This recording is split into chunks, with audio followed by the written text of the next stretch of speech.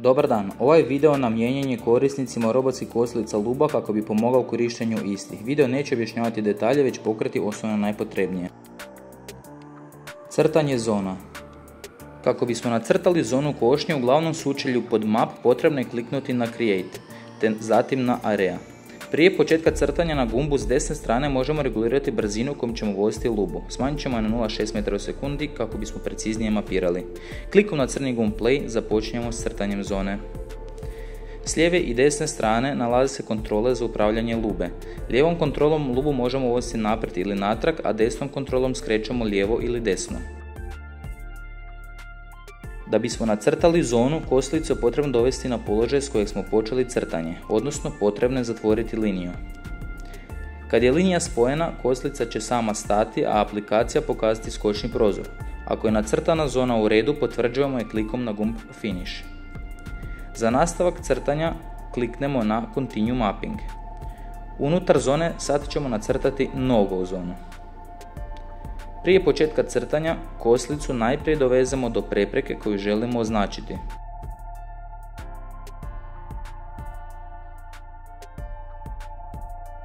Klikom na crni gumb Play pokrećemo crtanje no-go zone. Crtanje vršimo vožnjom oko no-go zone te isto zatvaramo liniju.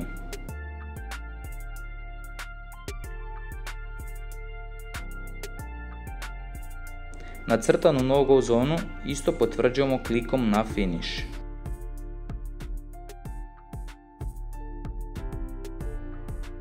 Postavke košnje. Za pokretanje ručne košnje u glavnom sučelju kliknemo na gumb Move. Odmah se otvaraju postavke košnje. Prvo je najbolje izabrati zone koje želimo kositi. Proširujemo prozor s kartom. Trenutno, jer nemamo kanal, možemo kositi samo ovu zonu. Potvrdimo odabir i minimiziramo kartu. Pri vrhu biramo visinu košnje od 25 do 70 mm. Sada ćemo staviti na 35 mm. Sljedeća postavka je brzina košnje.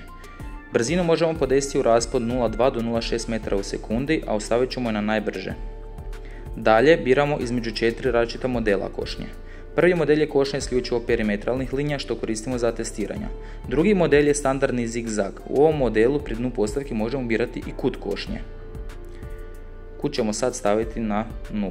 Treći model je takozvana šahovnica. Odabirom ovog modela luba će kositi 2 puta istu zonu i može se birati kut križanja. Zadnji model je prilagođeni zigzag. Ovo je optimalna postavka s kojom ne možete pogriješiti. Luba će samo odrediti kut košnje u uskim i nepristupačnim dijelovima. Sljedeća postavka je širina otkosa. Možemo birati između 20 i 35 cm otkosa. Na 20 bit će gušći, ali finiji otkosi, dok će na većim biti rijeđa, ali brža košnja. Dalje možemo birati način odnošenja prema preprekama. Direct touch znači da će svi senzori biti isključeni, te će raditi jedino branik. Na slow touch luba će detektirati okolinu te usporiti uz objekte više od 5 cm. Ovo je optimalna postavka. Druge dvije postavke odnose se na korištenje senzora i zaobilaženje prepreka prije dodira. Ovo se ne sugerira koristiti zbog mogućih problema pri košnji. Ostavit ćemo na slow touch. Pod Perimeter Moving Labs možemo birati koliko košnje će luba odraditi uz granice zona. 2 kruga su optimalno da bude sve pokošeno. Isto odabiramo za no-go zonu. Ovdje smisla ima 0 krugova ili 3. Treći krug je onaj najbliže no-go zoni, prema tome znači najviše, dok će 1 ili 2 kruga kositi po već pokošenome iz zigzag modela. Također možemo birati što želimo da prvo bude pokošeno, da li kružni pokreti uz rubove ili prvo zigzag model, što je zapravo sasvim svejedno. Zadnja postavka je postotak od kojeg želimo da kosilica krene kositi, odnosno koji dio da preskoči. Ovdje stavimo na 0. Kada smo postavili sve postavke, možemo kliknuti Preview i pogledati kako će izgledati linije po kojima će luba kositi. Ako je sve u redu, kliknemo Start, a zatim Next.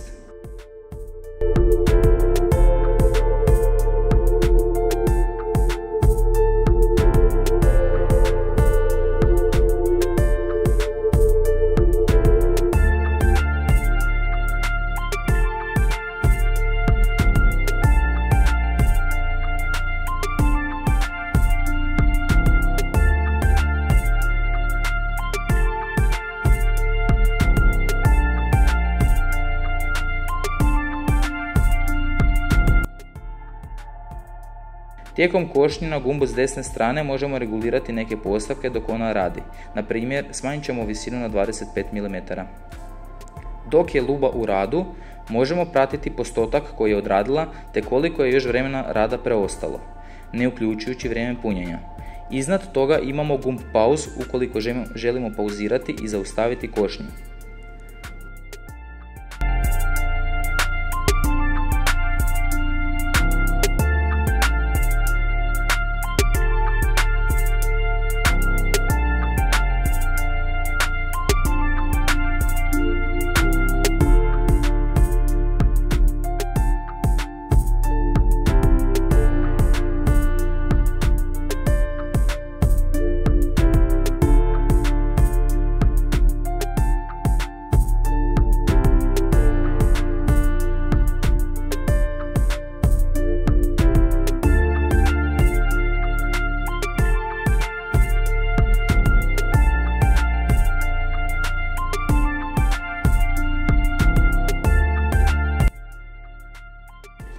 Modifikacija granica.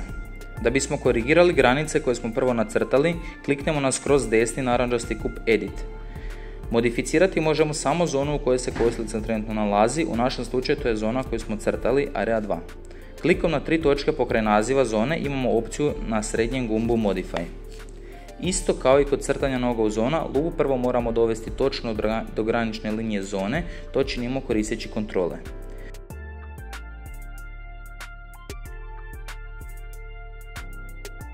Kada smo sigurni da je luba poravnata s graničnom linijom, možemo započeti s modifikacijom zone. Kliknemo crni gumb Play. Ako želimo proširiti zonu, lubu vozimo po liniji te ju napuštamo u smjeru gdje želimo proširiti zonu. Lubu vraćamo i spajamo s granicom postojeće zone, a sve pratimo na karti u aplikaciji. Kad smo modificirali granicu kako smo htjeli, pritisnemo gumb Preview s nacrtanim okom kako bismo vidjeli razliku koju smo napravili.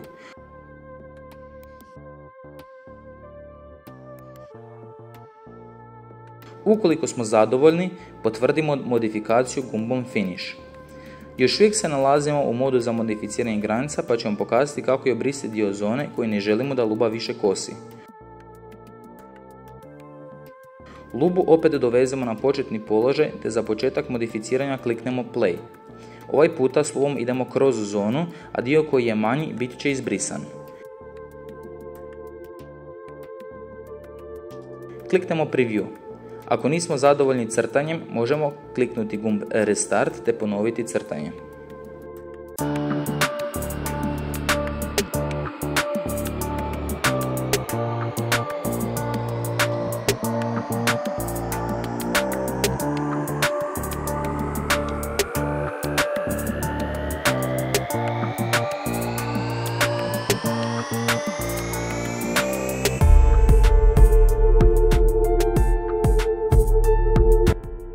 Kada smo zadovoljni nacrtanim, spremamo izmjenu granica klikom na Finish i izlazimo iz moda za modificiranje u glavno sučelje.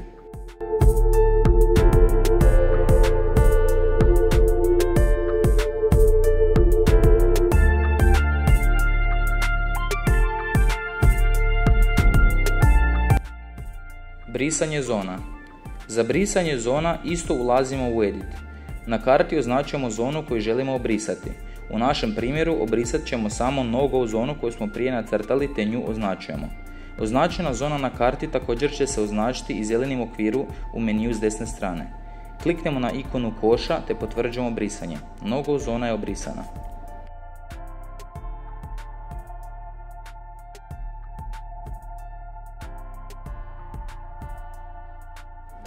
Status lube. Dobro je znati neke indikacije na lubi kako bismo znali što uzrokuje problem. Ukoliko je luba na punjaču i punjač pali i gasi zeleno svjetlo, znači da punjač puni i da je sve u redu. Ako lubu maknemo s punjača, on bi trebao imati upaljeno zeleno svjetlo i to znači da radi.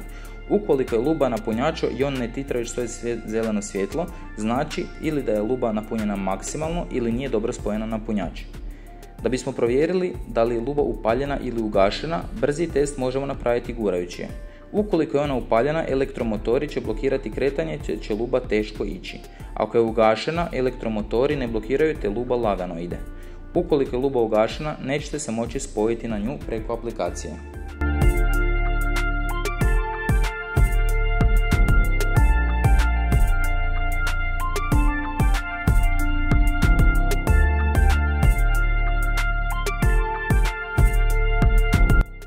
Zaključavanje i otključavanje. Ako luba podigne prednje kotače, ona će inicirati zaključavanje. Isto se odmah pojavljuje na aplikaciji ukoliko se prati preko nje.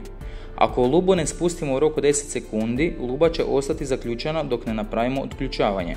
Kako piše i na aplikaciji, otključavanje se može napraviti na dva načina. Pritiskom tipki na samoj lubi. Kombinacije su ili gumb trave te nakon toga gumb start ili gumb kućica pa gumb start. Luba se ne može otključati preko aplikacije.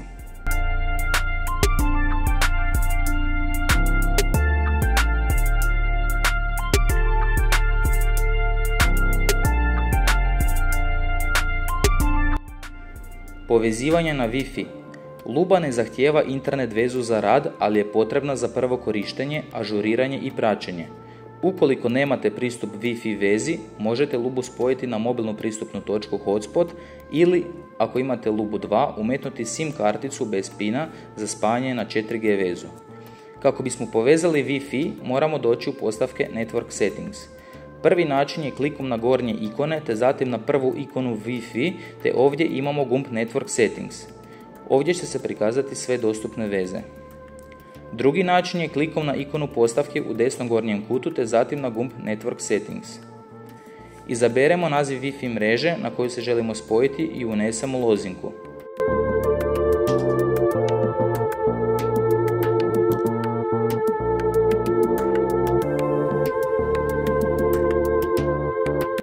Luba je spojena na Wi-Fi.